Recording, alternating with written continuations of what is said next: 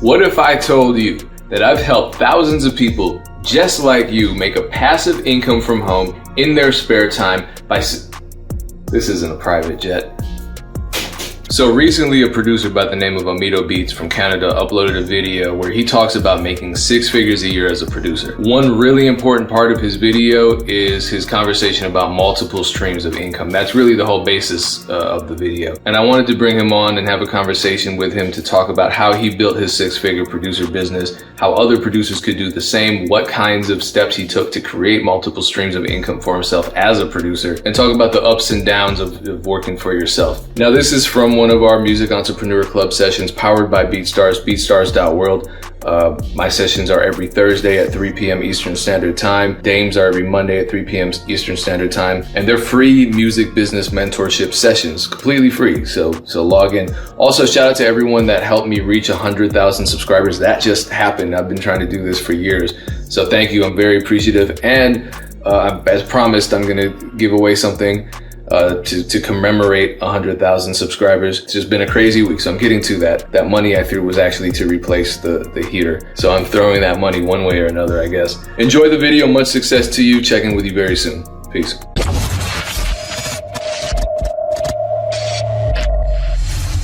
Let's be honest, you're not gonna find these videos anywhere else. Why?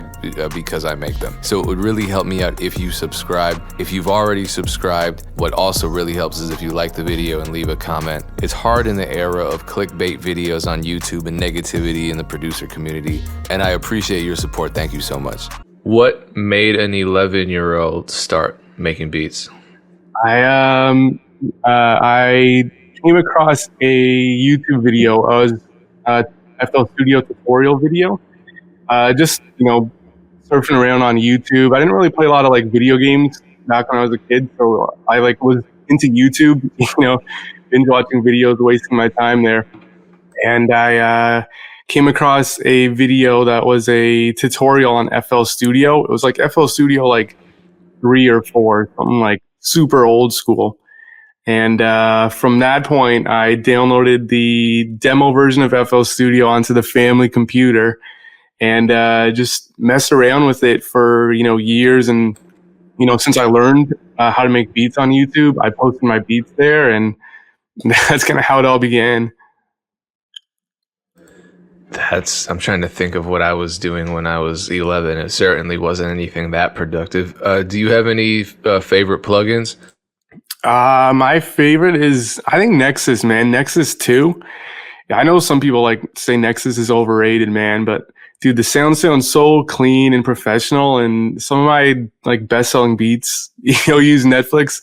If Metro Boomin and Marshmello is using the default sounds in, Nexus, then it's got to be good. So Nexus is my favorite. You have to bridge that because that's still only 32-bit, right? I don't know how I actually have it running on. Somehow I bought it and it runs on my computer. I knew I used to use a a not legit version that gave me so many issues, but the legit version, I don't know the technical ways, but I mean, it runs on my computer.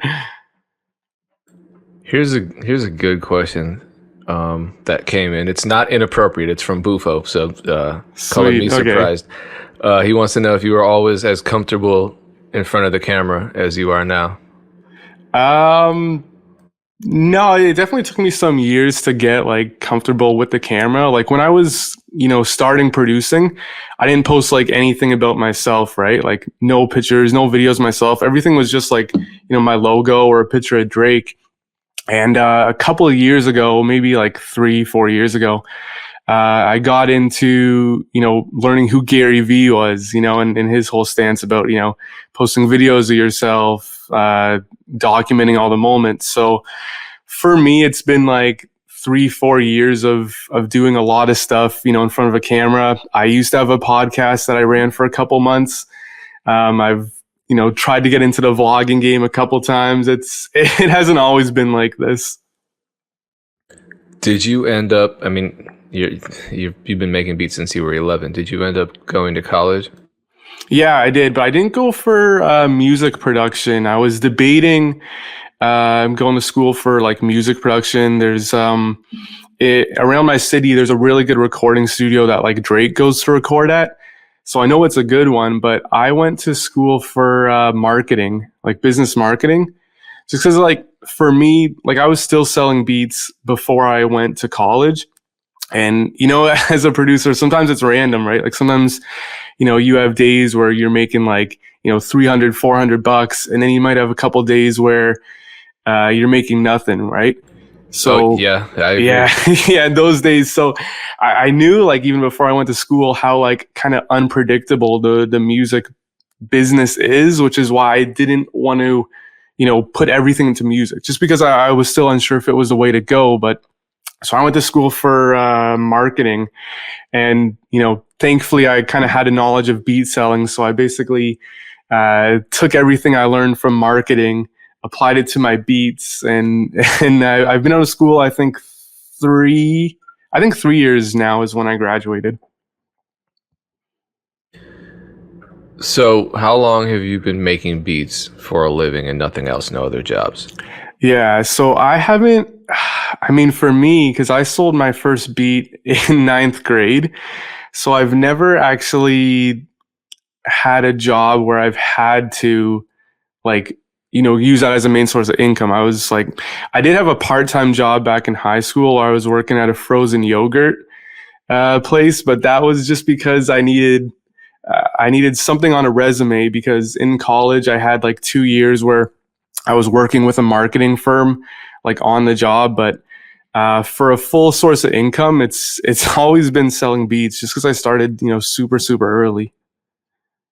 This is starting to get a little spooky for me because as I was doing more research on you, I'm looking at your numbers. I'm looking at a lot. Yeah. I'm like, wow, we're like neck and neck. We're very similar Yeah. in that regard. And then I find out, but then I find out that your first job was at a frozen yogurt place, and mine was at a frozen custard. Well, like my first real teenage job before. Dude, that's weird, man.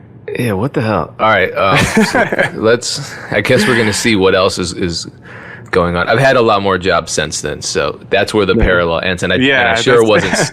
I was not selling beats when I was a freshman. 5 months, man. I worked there for 5 months just to have something on my resume, because I knew like if I ever, when in my college program, when I needed to, apply to jobs and get some on the job experience, if the only thing I had was selling beats on my resume, it might not have worked too well. It ended up working really well because they were impressed. But I worked for 5 months and I had to quit. It was terrible.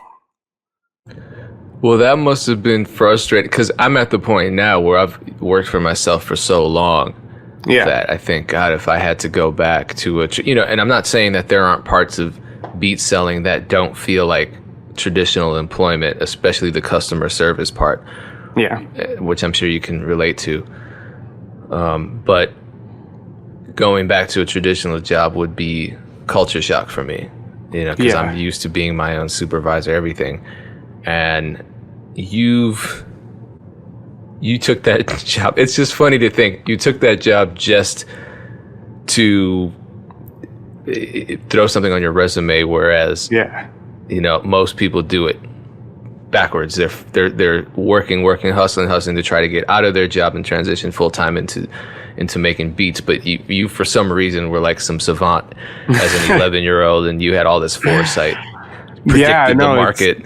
It's so weird, man. Like just starting, super young. And it's funny because it's like, I sold my first beat in grade 9. I remember in high school, like, so many times, like sitting there in class, on my iPhone, on my laptop, supposed to be paying attention. And I mean, I was still a good student, don't get me wrong, but like I would be like, emailing rappers trying to, promote my beats. I remember like vividly times in math class when I was just like, I couldn't pay attention in math class. So I just like asked to go to the bathroom. And then I would just, chill in the bathroom for like 10 minutes, just replying to emails from rappers who wanted to use my beats. It's, it's been a long time coming, man. But I mean, all those years, like, my YouTube channel just turned 10 years old at the beginning of the summer. So if for anyone watching this, like it definitely takes a lot of time, no matter what age you are, you just got to hustle for all those years. And you were making a good income in grade 9, grade 10. Yeah. I remember at the end of 12th grade, I was making like 30K in sales. And at that point, it wasn't even until then when I kind of realized, like, okay, maybe it's something, kind of serious, right? Like, for the longest time, I didn't even care about the numbers. I remember the first year selling beats, making like $200. And then 4 years later, it was like 30K in a year. And I didn't even, it was kind of just like I blinked and went from, that point to that point. And same with my YouTube channel too. Like I remember hitting 100K subscribers, and I made some super early like thank you video to all the 100 people who subscribed. And then I didn't really even notice it again until it was around like 35,000. Like I just legit for like 4 years, I just, put up the blinders and just, and grind it. I didn't even look at the numbers. It's crazy to think about. Do you think that was a positive thing in retrospect? Yeah. To just kind of not obsess over all the, the little things. Definitely, man. 100%. Like, I think sometimes about like, if I would start everything over, and if I had like a business mindset, would I do all these things differently? Like, build all these lists earlier on, get into funnels earlier on, advertising earlier on. But I really think, those 4 years from the moment I sold my first beat to the end of high school, 4 years later, I think that 4 years of legit just, putting my head down and just, I was super passionate about it, just playing it for the love of beats. I think that was so crucial into getting me to where I am today. What kind of social life did you have in high school with all this hard work you were doing? Yeah, not the biggest social life. Like I had, all my friends were like, they were like gamers. So a lot of us were really like, tech savvy. And I think that's, really helped me to get into my music stuff. But, me and my friends group were the type of people who we would go home after school and we would hop on like Skype, and we had a Skype chat, and everyone would be playing like video games, and I would be, just making beats on FL Studio because that was my like my video game. But yeah, that was like most of us did. Kind of antisocial, kind of geeky, but yeah, it worked out. Here's our first real bufo question of the day. Did you go to prom? I did, yeah. I did go to prom with my girlfriend, who is still my girlfriend today. Kind of a miracle that I had a prom date back then. But yeah, I did go to prom. I started making beats the summer before 9th grade. I could have been selling beats online in 9th, 10th, 11th. And I wasn't. I had a social life, and I wish, in retrospect, my social life was trash, and prom was trash. I should have been making beats that night. So I think I say that to say a lot of people are at these points in their lives, and they get stuck at these junctures, right, where they're not sure whether to go all the way for music or some other path. And yeah, I think your story and my regrets about not doing what you're doing or what you did when you were a teenager just shows that there's really no better time to start than right away. Definitely. Yeah, no, I feel like just if you're starting out and you're trying to, and you have this dream of selling beats for a living, I think like you've just got to, take the time you have right now and really just be passionate about music. Like I think that anyone who's kind of starting out right now, I think, you're probably at like a really good advantage, because if you don't have to rely on this for a source of income, then you can just, you don't have to stress over the numbers and everything, right? Like you can just make your beats, make your content, figure everything out. Because then, years later you can start to monetize, right? Like I made $250 in my first year selling beats, but, that first year set me up to make, 30K 4 years later, right? Yeah, let's talk a little bit about YouTube. This is a selfish question. So I just hit 100,000 like 2 days ago. You hit 100,000 a while ago. I don't know, but it was recent still, right? Yeah, I've kind of a love-hate relationship with YouTube. There's definitely a lot of mixed feelings. I think I hit it, it was either at the beginning of the year or at the end of last year. I don't know, sometime somewhat recent. I'm at 102K subscribers right now.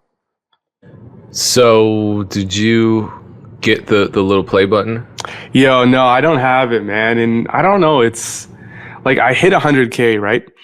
But at the time, like, yo, it was a slow crawl to 100K. And I mean, I know that there's some people, who are watching this, who have seen my YouTube channel, who see like, okay, this guy's got 102K subscribers. Why does it take him a couple days on a new video to hit 1,000 views?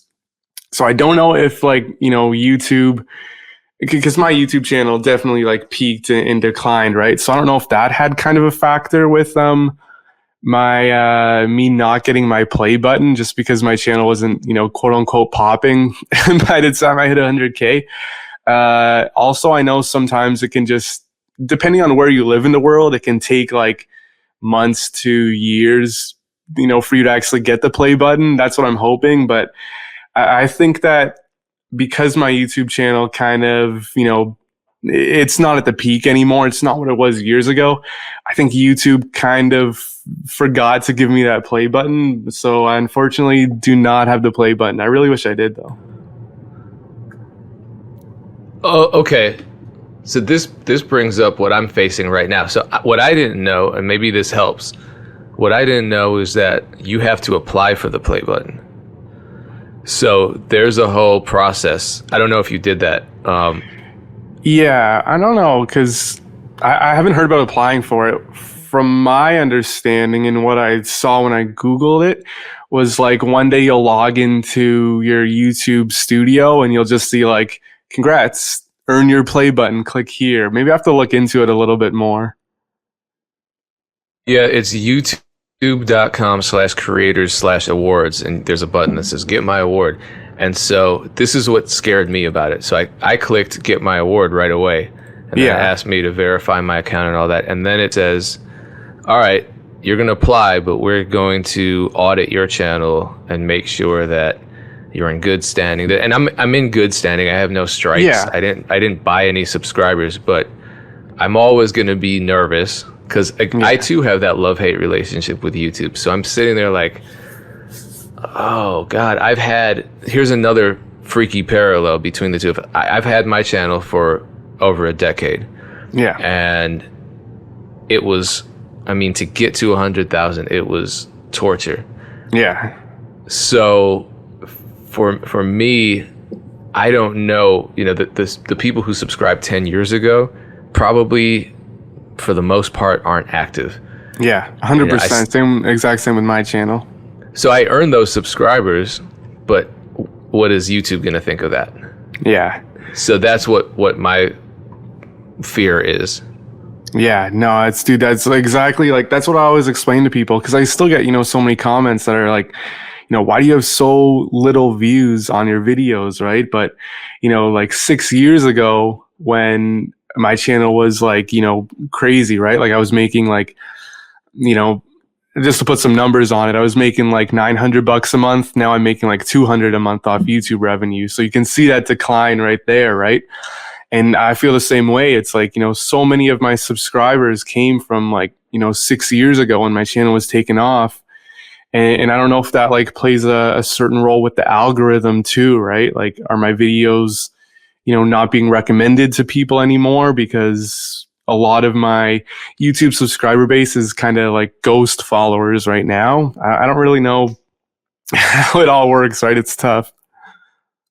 Yeah, enough of all that depressive shit. So, but do you have any major time? I just want to say too that even though it's, you look at the numbers and it's depressing, it's like my sales haven't decreased, which is kind of interesting. It's like my sales are still decent, even though my YouTube numbers are at a fraction of what they were.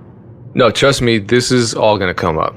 Yeah. So I have a long list of questions because I again, back to the parallels. Yeah. But so do you have major placements? No, yeah, I've never really played the placement game, right? I did have Nike ask to use a beat in a Instagram advertisement in South America, so that was like kind of cool. But no major like placements with publishing and royalties like that involved. I never really got into the placement game. So last week here, I had a session with my team, the Vintage Vandals, and Dream Life Beats agreed that because he's able to make an income through BeatStars, he feels way less pressure to get wrapped up in the placement game. And, you know, some people might say easy for him to say he's already multi-platinum, but Yeah, the placement game can be really frustrating. I mean, for me, it absolutely is. And yeah, it's so much nicer to just, rather than send beats out that might get rejected, you never hear about, you might get, maybe you get the placement, but you don't get paid the advance for a whole year, and it's just a big mess. To Yeah. just go online and upload beats for people who you already know want them. You work with them directly. You talk to them directly. It's very human. So do you feel like you'll be happy licensing beats to unsigned artists and making a living doing that? Or do you ever feel like you want to try your hand at the whole placement game? Yeah, I feel like the only way I would get into the placement game if it was something like really, really easy, like a really simplified process, right? Like, you know, throwing beats on BeatStars and your website and YouTube is kind of as easy as it gets. And that's what I like about it, right? Like I've had, you know, numerous times where I've had phone conversations and email conversations with, you know, artists and managers and A&Rs and all this stuff. And it's like you said, like, you know, you send them out a beat pack, you don't know what's being used, you don't know how long they're going to take you know, to actually make a decision on it, right? Like you can send, you know, some people some like your favorite beats ever, and they can just sit in their email inbox for, you know, whoever knows, they might even forget about it, right? And it's like, well, what do you do with those beats? I would rather take, you know, those beats and throw them online and let more people actually enjoy them, right? So no, I don't think I would ever get into the placement game, just because like the times I've tried it before, like it's never worked out to something amazing. And a wake up call for me too was a few years ago. I was having these ongoing conversations with some guy who had connections in the K-pop industry. You know, he liked some of my beats off YouTube, and I sent him, you know, a couple beat packs. And yo, if I'm honest, like these beats kind of sucked. I don't know. It was like I was making them just to try and impress this guy. Like I didn't care about like the actual like kind of sound and the quality and the creativeness of it. So I just sent him like beats, and he, you know, would tell me, he's like, yo, they're almost there, but they're not, you know, what we're looking for, right?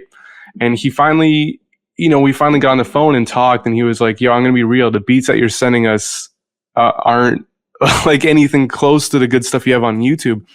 And for me, it was like a wake up call. It was like, yeah, no, my heart isn't in the industry. Like my heart is in the online game. And I think it like forever will be, just selling my beats online. I absolutely love it. That's so interesting. Because there's this new kind of, I guess I'll call it the producer middle class, even though probably a lot of the online producers are doing better than the quote unquote industry producers financially, where people are they're making beats, they're selling them online, they're creating relationships that way, and they're not even stressed out about impressing the industry or getting into the industry, because their lives are pretty good. And it sounds like you fall into that category pretty neatly. Yeah. And you know, and then we have people like Shante who are saying unsigned artists like me need those beats. And you know, it's true, because, and look, I was anti selling beats online. This is why I was broke as a high schooler and a college student. I wasn't selling beats online. I was looking towards the big placements and, oh, this stuff has to matter. It matters to people. Yeah. Just because they're not celebrities today doesn't mean they're not going to be celebrities tomorrow. And even if they're not, who cares? You know, yeah, we can definitely, man. We can make music, and we can do it affordably, and we can create together and be happy and make a livelihood off of that. And it's so strange for me psychologically to go from one end to the other and then to talk to you, who's pretty much always just existed in the internet. But that whole idea of passion and heart, that's important, because I find myself, we talked about this on one of the sessions with Vintage Vandals, again, Dream Life, and I talked about this with Memory and Stack Trace. We had a major placement, all of us together collectively, and they sent us an initial offer that was terrible, and I was ready to just say, cool, keep it, I don't want it. Yeah, we worked it out, but I felt like we were coming to the table from a position of power, because I'm like, you think we need this placement, we don't need it. Yeah, so, try to lowball you, right? Take advantage of you. Yeah, and a lot of times I think the perspective is changing, but people have this perception of internet producers as just a bunch of people trying desperately to break into the industry, and the internet is their plan B. That's not true. No, man. Like, dude, even this morning, and I kind of look this up often too. It's like, there's so many people who are just like killing it, by uploading music themselves on Spotify, right? Like Spotify and TuneCore, DistroKid, Apple Music, get your music on there. It's like, even producers, man, there's a bunch of lo-fi producers who, get into one big Spotify playlist, and, you're making good money off that. You can be making more money as you would, your 9-to-5 job if like you get a lo-fi beat in one of these playlists. Like, some of the numbers that you can pull in from like Spotify is crazy, right? And so, yeah, like Shanze just says right there, it's the future of the music industry. It definitely is, man. It's like, I don't want to wait around for so many things to happen. I don't want to send beats out. People say, okay, well, we're going into the studio in a couple weeks, we'll let you know what we think, and you never hear back from them. I'd rather make the moves, quickly, right? And being online, like, it gives you the freedom to do that.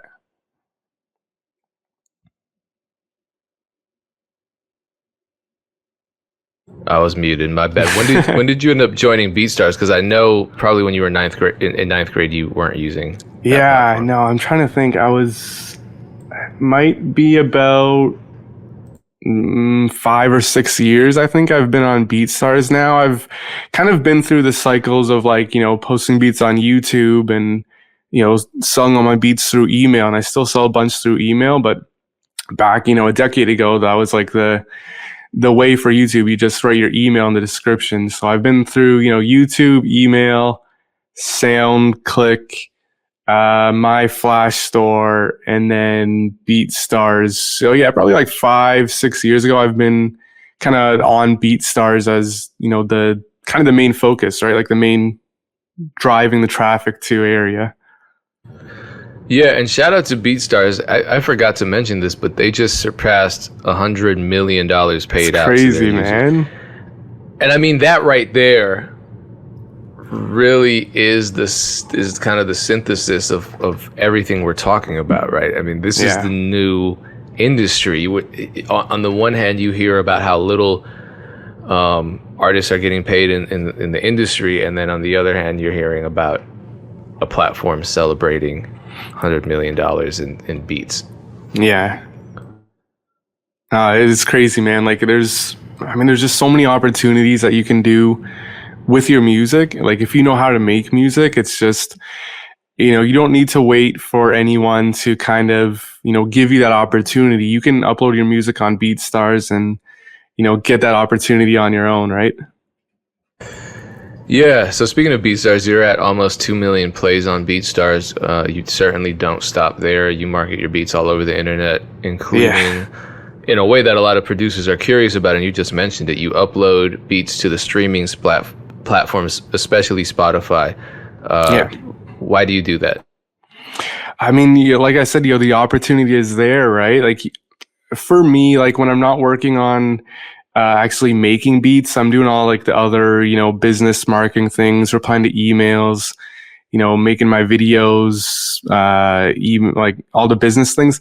I listen to instrumental music because for me, it's so like I can't work and listen to like lyrics because it's just too distracting.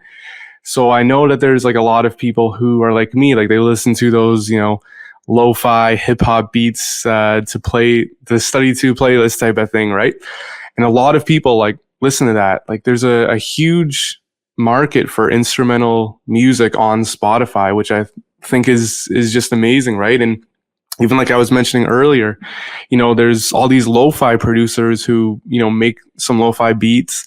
If they happen to get into one of the Spotify editorial playlists, it's like, it's crazy. And it's like, there's this meme I've seen a few times, and it's this picture, it's a screenshot of a Spotify, and the account is vacuum cleaner noises, like it's white noise, and they're getting like millions of plays each month. And it's like crazy to think like, someone legit recorded their vacuum for like 2 hours and they post it on Spotify, and they're making like, a couple grand a month just off of like nature noises or something, right? Like, I mean, if you post your beats on there, like even more people are going to listen to it than just like white noise. I don't know. There's the opportunity there, right? It's something that I've played around with a bit, and it's something that's kind of always in the back of my mind.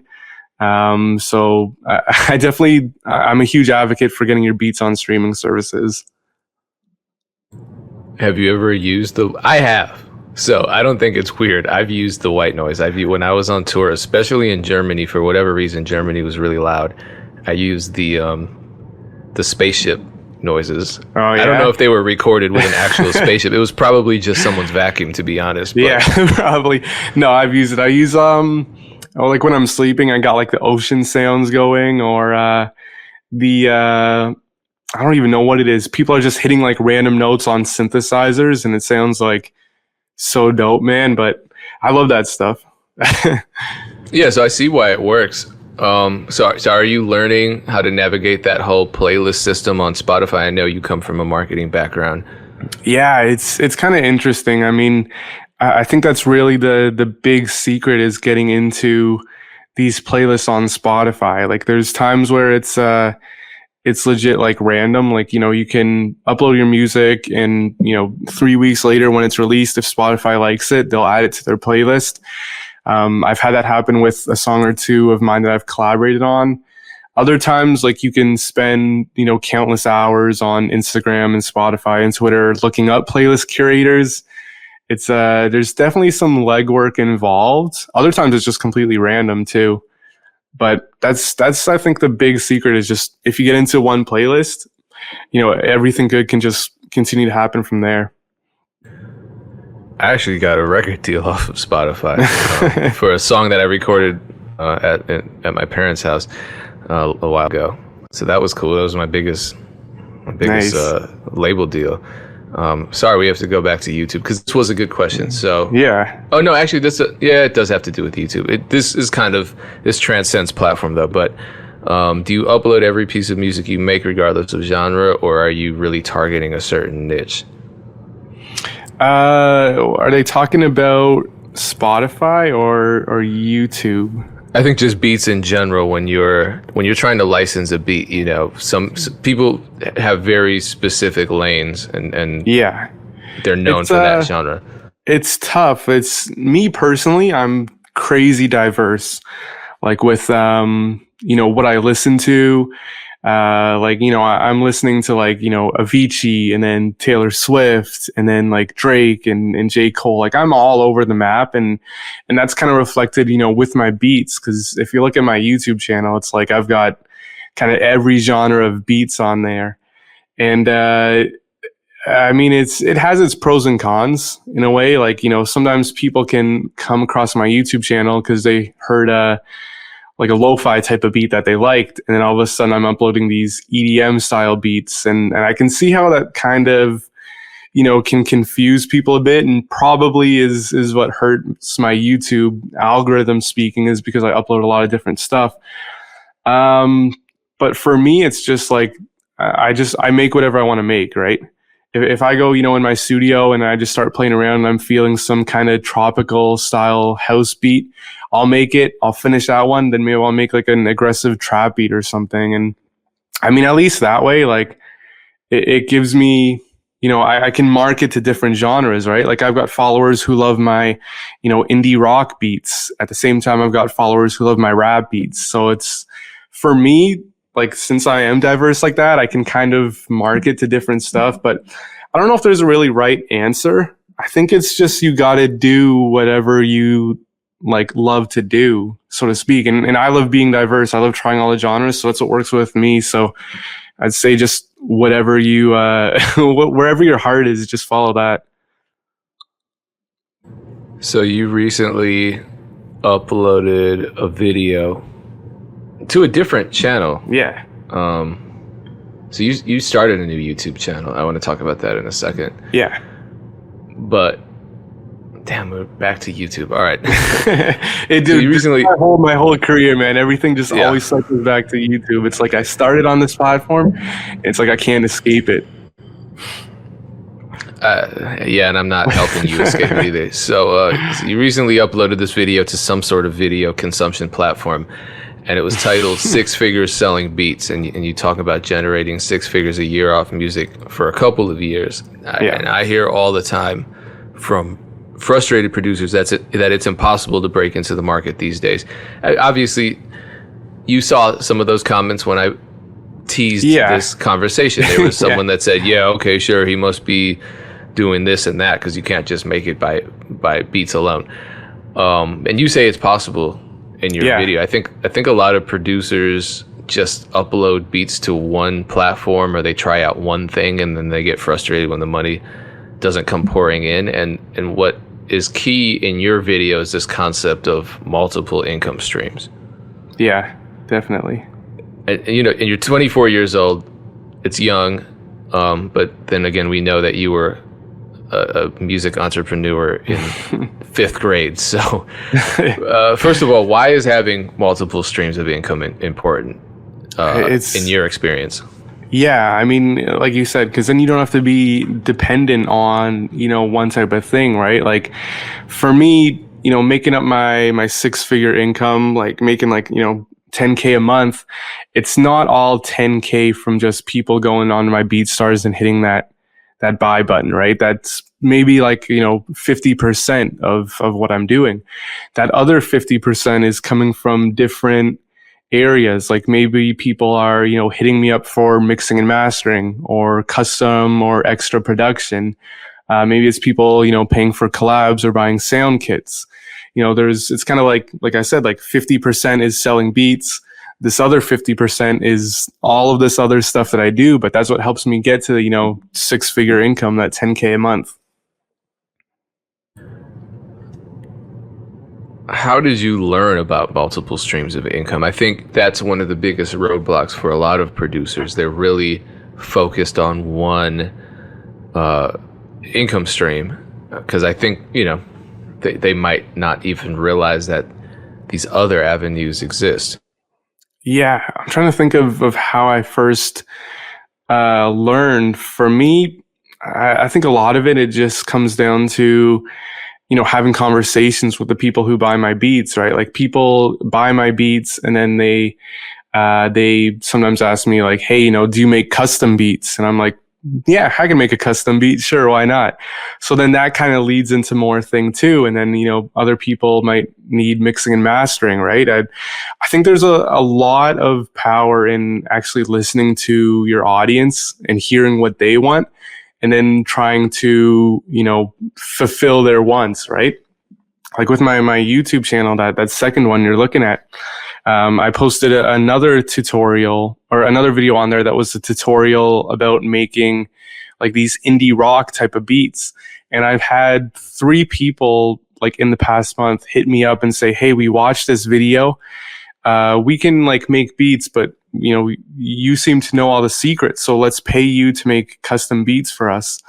So it's like, dude, that YouTube channel, I've been focusing more seriously on for the past few months. and like it's already, making me money, even though it's only at like 800 subscribers. It's people are seeing these other things I'm doing, and they just want to hit me up and do something with me. So speaking of custom production, in the video you say one of your biggest income streams is custom production. How do you advertise it beyond just people asking you and you saying, yeah, cool, I can do that? Do you advertise it? Do you market that service?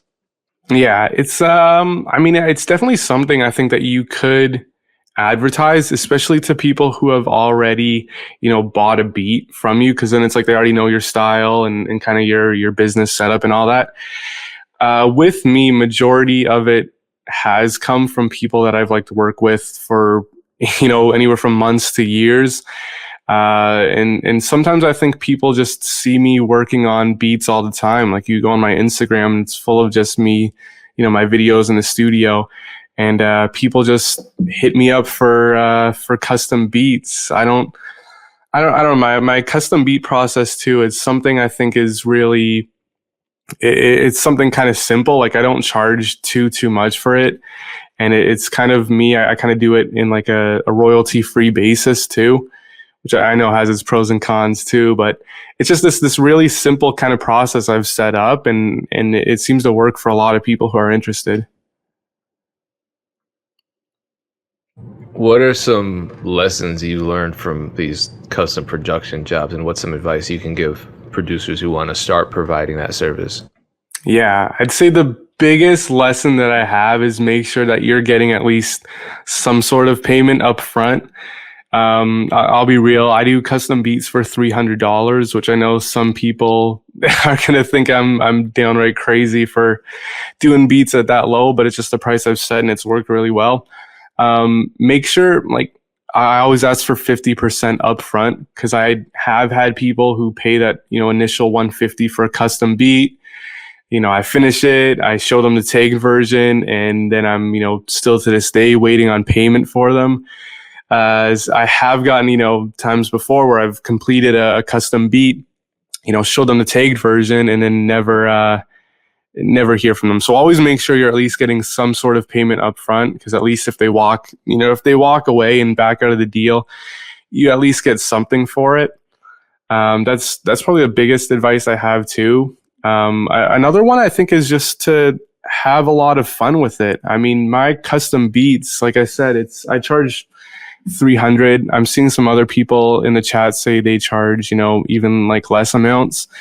I price my custom beats at a way that lets me work with people more often. Like there's people who come back to me for beats like on a monthly basis, just because it's something that's affordable. And it just allows me to, make these beats more often. And it really is a fun process when you start to, work with people more often, because you can get really creative, and it's something I really love to do. Yeah, now people are sharing their horror stories about not getting the props. It's the worst, man. Oh my God, this was before BeatStars. I remember going to an event with a custom beat on a CD, and I handed it to the guy because he said he would be there, and I really need this beat by then. And he looks at me like I'm crazy, and he's like, "Oh, I didn't need it now," because I'm asking him for $100. This was when I was a teenager. And I'm just like, man, I can't keep doing this. But then the same thing happened to me with DJing. I did a series of events that, as I'm walking away, and I'm like, oh, where's my money? Oh, we didn't make any money, so you're not getting anything. I'm like, yeah, but we had to. Oh man! So I had to change everything up, and I think a lot of producers, a lot of people just in general, creatives, have a lot of anxiety associated with asking for money up front. Yeah. And how did you get over that? Yeah, no, like in the custom beat process, like I just tell people, the horror stories I've had before, right? And I just tell them, I say like, okay, let's do 50% up front, because that, holds both parties accountable here, right? Like it holds me accountable for, finishing the beat and getting my extra 150. And at least you've, already, put like that down payment on something. So if you can figure out a way to kind of, make it fair for both parties, it definitely helps. In terms of asking, people for money when it comes to like leasing beats, because I know it's something like, I've seen producers too who get kind of over pushy, like when it comes to sales, like they're like, hey, buy my beats, or like don't even use them, right? For me, like I try and keep a definitely a friendly persona when it comes to selling my beats online. Like I don't want to, I don't want to be the guy who is only going to work with people unless they pay me. Like, yeah, I've got, bills, I got a mortgage, I got to look after, right? This is my job, but I still want to be someone who, has that good energy, and people are willing to pay, right? If I was so upfront and be like, yeah, pay me this, pay me this, pay me this, then I think it would turn a lot of people away. Yeah, I think it's a red flag whenever anyone is trying to rush you into completing a purchase. Yeah. I mean, for us too, just if we go to a car lot and the salesperson is pushing us to buy, that's going to be stressful, a major turnoff. Yeah, definitely, man. Like even, and that kind of, I'll share this other story because I think it was good, but in spring at the start of like, COVID and the shutdowns and everything, that's a time where like I really didn't want to be pushy to people, because I knew like a lot of people were, losing their jobs, like out of jobs. I had people who were about to buy a beat and they told me like, yo, we're not working right now, we can't do this. So ever since the spring, I've honestly switched my perspective to putting out a lot more content, and it's, my sales have increased from then. It's been a really good 6 months, whatever, since the spring, and I haven't been so focused on the sales, which is kind of eye-opening for me to see. Yeah, why do you think that is? Why do you think like it's? I don't know. I think like if you're putting out like a lot of content, like you definitely are more active. I had a time last year where I was focused on all these sales funnels and trying all these business things, and I was so focused on like that next dollar. And those 3 months at the end of last year were my worst months ever of selling beats. And then, like I said, since the spring, when I focused on content and just, kind of reigniting that spark and that passion for music, the sales have followed, right? And I mean, kind of looking back at, this whole decade of me selling beats, it's like, if you're passionate about something and posting something for a while, like the money is going to come, right? Especially if you have like a BeatStars set up where it's, all the legwork of creating a store is there. I mean, if you're just like passionate about something and you keep showing people you're passionate and you're hardworking, it's like the money will will come later on, right? So that's interesting. So with regard to contact with customers, and you talk about staying in touch with people who have purchased your beats, and that's how you start these conversations about custom beats. What kind of ways do you stay in contact? Do you have email lists? Do you have automations? How are you able to have conversations with the people that support you? Yeah, my number one way of staying in touch with people is legit like the content game, posting on my Instagram a couple times a week, always posting stuff in my story, because then it's, people see I'm active, right? And it's like people are still up to date with me, even though I'm not sending out, email updates. I do have like, I'm on MailChimp. I usually send out maybe an email or two a month with, a coupon code, but nothing too crazy. And even the sales funnels is something that I think I could, be better at. I don't have all these crazy automations set up. For me, it's honestly just, I post more content and people see the new content. Simple as that. So back to the similarities. I look at your YouTube channel and it reminds me a lot of mine. Lots of beats. Some videos get a lot of views, around the 1 million or 500,000 mark, but most are around like the 2,000 to 5,000 view range. Yeah. Where do you think most of your sales come from? I think most of my sales either come like it's hard to pick one place. I definitely know like top three is YouTube. Like people still find my beats on YouTube, even though like if a video only has like 300 views, like and I uploaded like yesterday, like I still post a beat and it'll like sell well, right? Or it'll get a few sales on it. So I know people are still kind of eyeing my YouTube channel, and some of like you said, like the videos that get a lot of views, they usually contribute to more sales. So YouTube is big. Instagram is big too, but I think that kind of goes hand in hand with YouTube because people hear my beats on YouTube and then they go and hit me up on Instagram to have that conversation there. And then legit, like my website, man. I mean, I've had my website for so many years now, and I know for a fact that people legit log onto my website, like go on their phone and just search up omitobeats.net, and that's where they like listen to it directly, which is crazy. And I mean, it definitely took years and years of plugging that link to get there. But those three are definitely the biggest places for me. Plus, it's the biggest places that I'm most active on, right? Like I'm barely active on Twitter, so I don't really get any sales from Twitter. So I think our numbers are really similar overall, not just on YouTube, but we both make a living off of producing beats. And I know there are people out there who doubt my sales because I'm not going viral off each beat. And you're Exactly, talking about the comments all the time where people are like, why do you only get 1,000 I had to views on explain a to beat? so many people, man. So I too really focus on multiple streams of income, and it comes with a price though. For me, and that's just a whole lot of energy and a lot of dedication. How many hours a day would you say you work?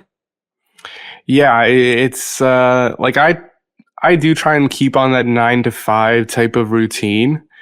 For me, it's like I work when my girlfriend works, so she goes to work, so I stay home and work on music. But at the same time, I feel like I'm kind of always on the clock. You know what I mean? Like if someone hits me up on Instagram, my phone's always like on my side, right? So I'm kind of always around to reply to comments or emails or see how things are going. But I do try and put in that 9 to 5 hours of work every single day, especially now because it's full time. But there's other times where I'm out at the mall shopping and I'm pulling the cart over for a second, replying to a quick email, trying to sell a beat. It's like it never really stops. How does your girlfriend respond to that? I know that's She- always been kind of a bone of contention for a lot of relations, and not just producers, but just people in general, where they might have a significant other that's just sick of them always being on their phone, but they're also not sick of them, paying the mortgage. No, yeah, definitely. And I mean, it takes a while of to build that understanding, right? Like sometimes it's just something like like leaving. We were heading out somewhere the other day, and I was like, I'm about to sell exclusive rights to like 3 beats. It's like I gotta leave in like half an hour. Like I gotta do something, right? But at the same time, like it's important to have these offline relationships too, and like you gotta unplug sometimes, right? Like I have times where I'm in my studio all day, and like all humans, sometimes you just need a break, right? So sometimes like if I go away for a weekend or even out for the day and I barely check my phone at all or reply to emails the next day, it's like that stuff is still super important, right? Not only for relationships but also like mental health, right? You got to step away sometimes too and recharge. Yeah, there's also that fear too, right, of not always being there. It is, man. Your customers. Yeah, no, it's definitely a fear. Like sometimes it's like if I'm not putting in, that 9 to 5 a day, like if I leave for like an hour or two to maybe, visit some family members that I'm, barely able to see these days, right? And maybe do some kind of like, social distance kind of interaction with them. That stuff is still super important, man, because I think if you're like legit, staring at FL Studio from the moment you wake up to the moment you sleep, just constantly, making beats and trying to figure out everything, it's gonna get to you, man. Like it's gonna be really stressful. You got to figure out ways to unplug and unwind. Yeah, it's so ironic that as I was trying to become a full-time producer and I had 3 jobs and I was also in school full-time on top of making music and DJing, I feel way busier now than I did then when all I'm doing is making music at home. Definitely, man. Definitely. So, and I think that's something that's hard to translate to people. I don't know if you feel that level of frustration, because I'm sure you get contacted by producers all the time asking you, how do we make a living? How do we do what you're doing? Yeah. And it's really not glamorous. Some days it's miserable almost. It's just so much work. It is, man. Like I was saying earlier, the 3 months of last year, that quarter of the year, I had my worst sales ever, and I was making like half to like 2/3 of what I usually make in a month, and it was really, really stressful. And I was kind of focusing on the wrong things. Like I was so focused on just sales and trying to figure out everything else, and I neglected like so many other things. It was like a really tough time mentally, right? And it was so busy. And even now, I have those days where it's like it's so stressful, like just trying to do stuff. Or if you don't get a sale for a few days in a row, you're kind of like rethinking everything, right? You're starting to panic a little bit, right? But I mean, for me, some things I always kind of tell myself to calm myself down in those positions is like, okay, you've proved to yourself that you've done X amount of sales in a month. People around you who have done, X amount of sales in a month. BeatStars paid out whatever bunch of millions to their creators. The opportunities are there and it's possible, right? So sometimes it just it's a lot to handle sometimes, but it's important to not get like too stressed, obviously.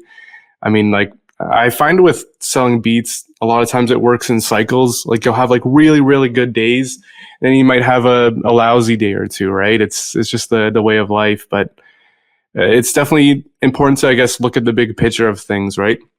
Instead of living it on a day-to-day basis with, I didn't make any sales today, or I didn't get like barely any views today. It's like, well, how were you doing last year, right? Compare that to yourself 6 months ago or a year ago and see how that, see how you're growing over time.